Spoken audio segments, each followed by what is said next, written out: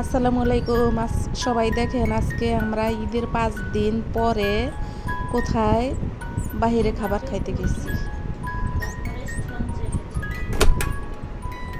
Family party আজকে। ফ্যামিলির সবাই মানে বলতে কি আমরা 2-3 জন, আমার মা, আমি, আমার ছোট বোন, আমার বাচ্চা, তাদেরকে নিয়ে আমি আজকে এক জায়গা খেতে এসেছি। আমার মেয়ের গতকালকে বার্থডে গেছে, তাই তাকে আমি বাসায় কিছু করে খাওয়াইতে পারি নাই, যার ফলে আমি আজকে বাহিরে আমার মেয়েকে খুশি করার জন্য নিয়ে এসেছি। সাথে আমার মা ছিল, আমার ছোট বোন ছিল, আমিও ছিলাম, আমার বাবুও ছিল। যাই হোক, আপনারা আজকে আমার ভিডিওটা দেখবেন। দেখলে হয়তো অনেকের মজা লাগবে, অনেকের মজা লাগবে না। অনেকে আমাকে অনেক কথা হয়তো বলবেন, আবার অনেকে আমাকে কোনো কথাই বলবেন না, আমি জানি। আমাকে যারা চিনেন তারা আমাকে বাস্তবে অনেক কিছু বলেন, আবার যারা চিনেন না তারা হয়তো কমেন্টস করেন।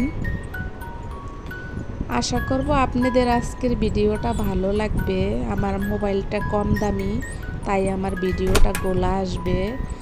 দয়া করে ক্ষমা সুন্দর দৃষ্টিতে দেখবেন।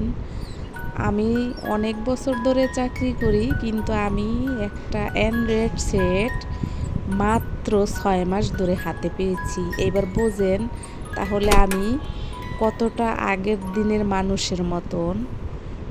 আমি নিজেকে মাননীয় প্রধানমন্ত্রীর ডিজিটাল বাংলাদেশের একজন মানুষ হিসাবে গড়ে তোলার জন্য চেষ্টা করতেছি। সবাই আমাকে সাপোর্ট করবেন। আমি আশা করব আপনারা যারা স্মার্টফোন দামি চালান তারা অনেকেই খুব স্মার্ট, ফোনের মতনই স্মার্ট। আমি কারোরে ছোট করে বলছি না, সবাইরে আমি রেসপেক্ট করে, শ্রদ্ধা করে, কথা ভালোবেসে কথাগুলো বলছি। কারণ দেখেন, এই ধরনের পরিবেশ আমার জীবনে মিনিমাম 1000-এর উপরে এসেছে, কিন্তু আমি কখনো ক্যামেরাবন্দি করি নাই। কী জন্য করি নাই জানেন? আমি মোবাইল সম্বন্ধে কিছু জানতাম না, অ্যান্ড্রয়েড সেট চালাইতে পারতাম না। ধীরে ধীরে আমি একটু একটু করে শিখতে আসি, আর যা আমার 2 চোখে দেখি ভালো লাগে তা এখন ক্যামেরাবন্দি করতেছি। আগে এক সময় আমি খুব কোয়ালিটিফুল রান্না বাড়া করতাম, মানুষকে খাওয়াইতাম, কিন্তু সেগুলা কখনোই ক্যামেরাবন্দি করি নাই। এখন আমি কোয়ালিটিফুল রান্না বাড়া খাওয়ার জন্য বাহিরে ছুটে বেড়াই। কোথায় কোয়ালিটিফুল রান্না বাড়া আছে সেখানে যাই, খাই, আর চেষ্টা করি ক্যামেরাবন্দি করার জন্য, আর আপনাদের মাঝে তুলে ধরার জন্য। অনেকেই বেঁচে থাকতে কেউ প্রশংসা করে না, যখন মরে যায় তখন তার অনেক প্রশংসা করে।